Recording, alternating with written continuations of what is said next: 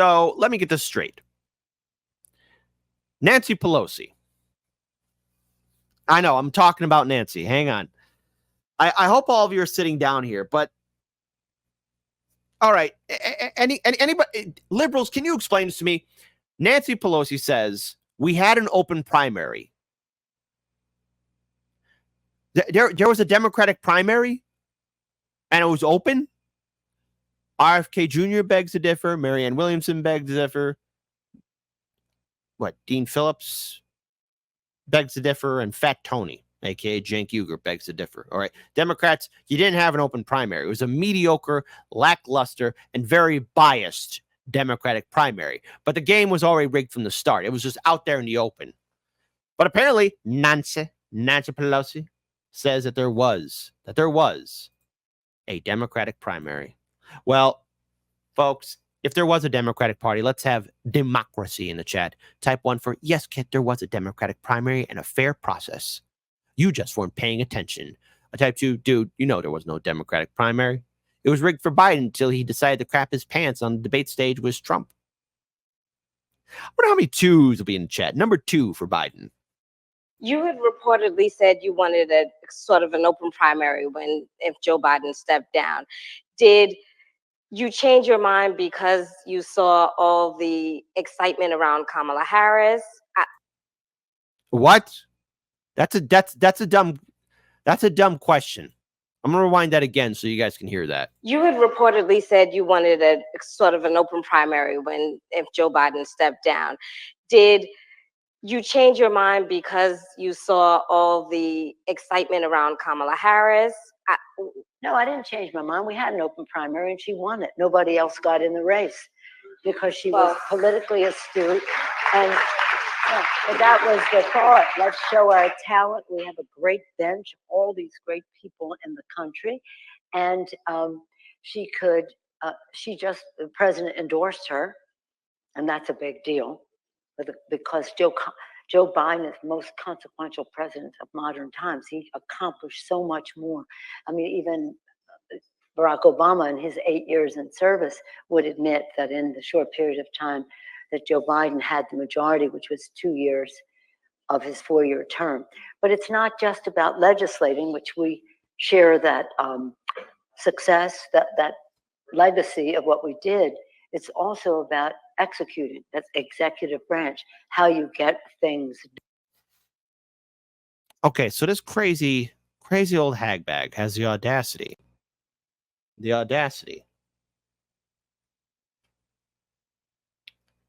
to say that there was an open primary, that there was a fair chance to pick somebody to represent Democratic voters. Sometimes I'm confounded by the stupidity out there. The president endorsed her, and that's a big deal because Joe Biden is the most consequential president of modern times. He accomplished so much more. I mean, even... Yes, accomplished to get us to World War III. Great, awesome. World War III, folks. Barack Obama in his 8 years in service would admit that in the short period of time that Joe Biden had the majority, which was 2 years of his 4-year term. But it's not just about legislating, which we share that success, that legacy of what we did.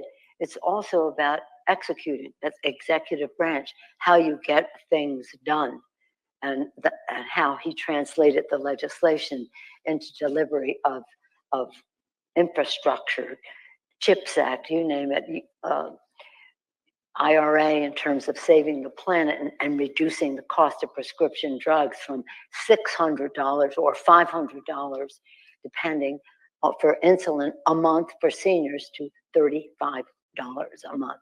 I mean, I could name many things. I said about the 15 million jobs earlier. So he's very consequential, highly respected, and was to be our nominee. And then because he knows the job of vice president, appointed her vice president. I gotta say, rabble. Am I wrong here, folks? Am I wrong here in regards to the madness and insanity that is Nancy Pelosi? years ago, 3.5 years ago, and because he knows the job of president, endorsed her for president.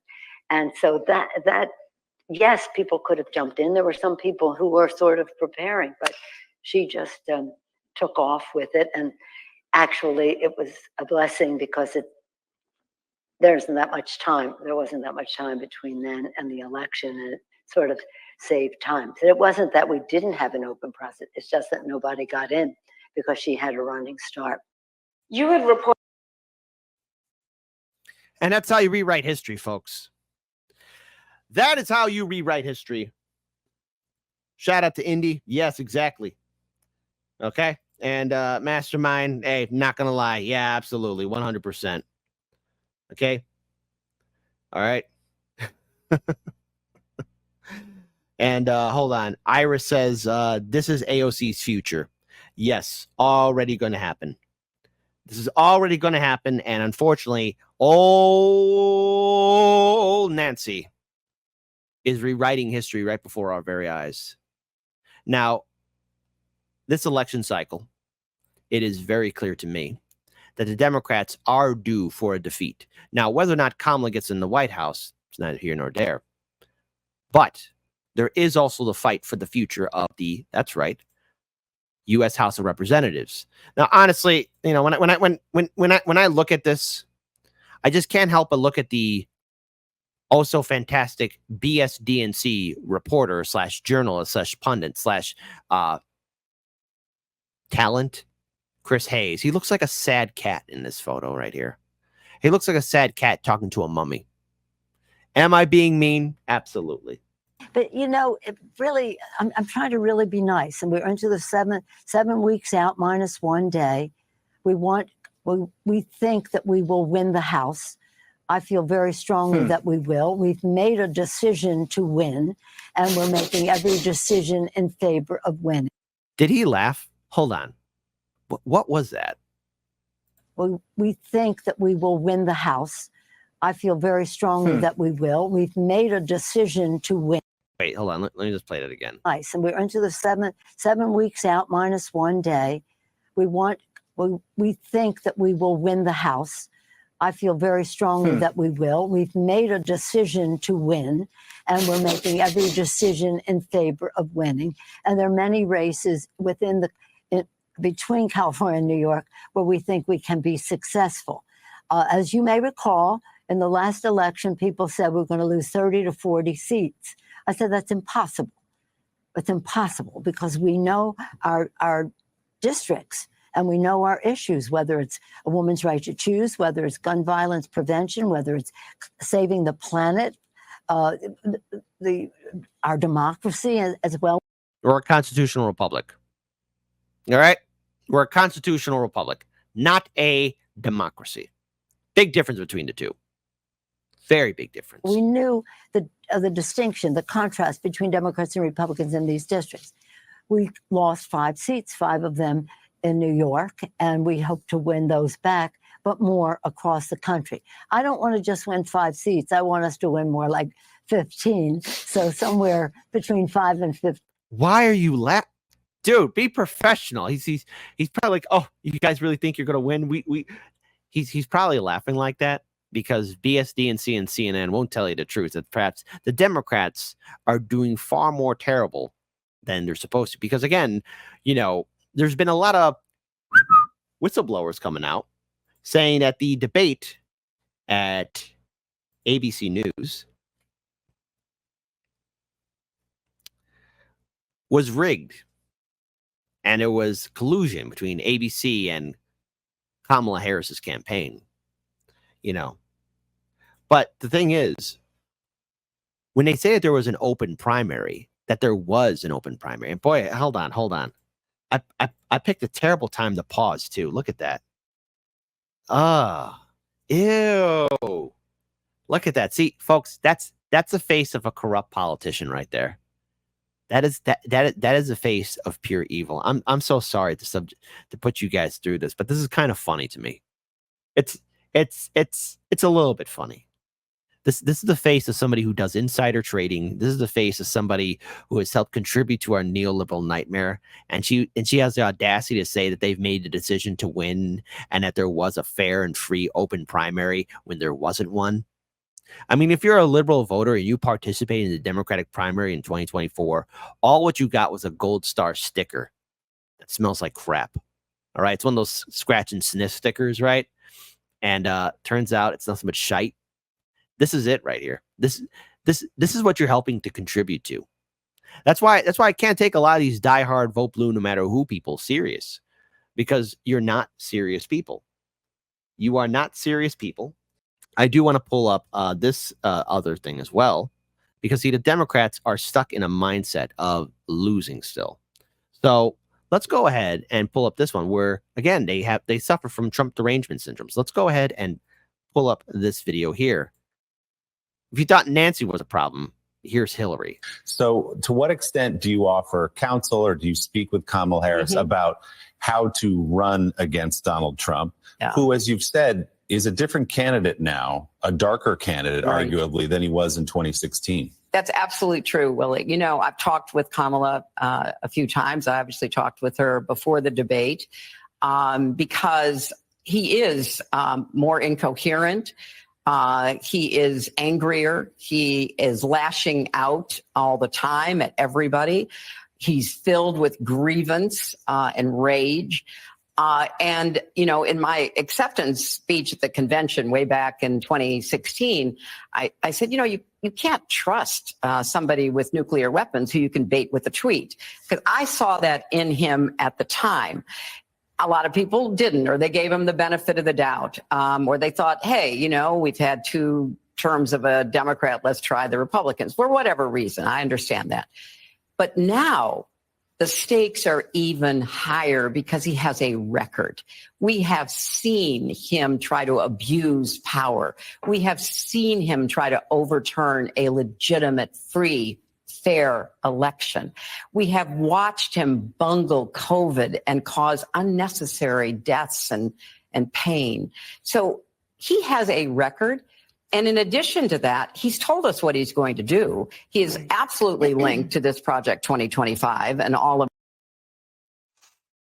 the same tried and true tactic. Yet this is the same Nancy. This is the same Democratic Party that's going to tell you, oh, no, we got to be afraid of Trump. What are your policies?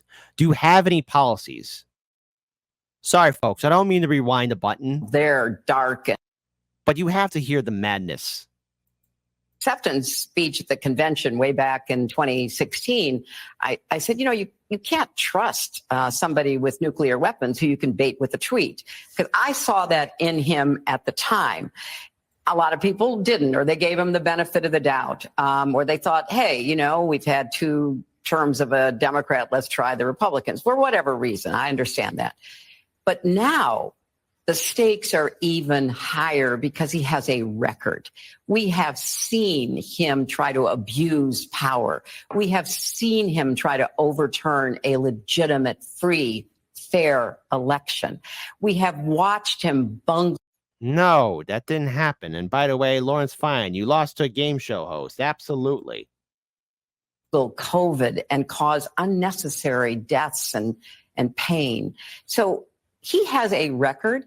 And in addition to that, he's told us what he's going to do. He is absolutely linked to this Project 2025 and all of their dark and dystopian efforts to turn the clock back on Americans' rights and the way we live and how we, you know, look at our futures together.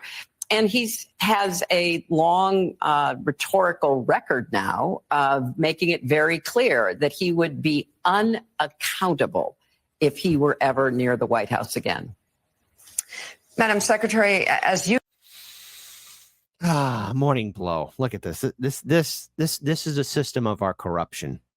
Do you feel represented? Do you feel represented by a 2-party system? Do you even trust a 2-party system to have your best interest at heart? The thing is, no. We have to be serious here, folks. Democrats. Is this the best you can do? Is this all that you have? Is this all that you're capable of? Because apparently it is. There was no primary. There was no free and fair process. Democratic voters were denied once again to make any kind of impact in this election cycle because your party selected your candidate, Joe Biden, and then anointed Kamala. Anybody that was running in the primary was systematically kicked out. Are you not angry? Because you should be. You absolutely should be. But they're willing to lie. They're willing to trick. They're willing to once again play the game. Break away from the two-party system, folks. And if this is your leadership, Democrats, it's no wonder why you're failing.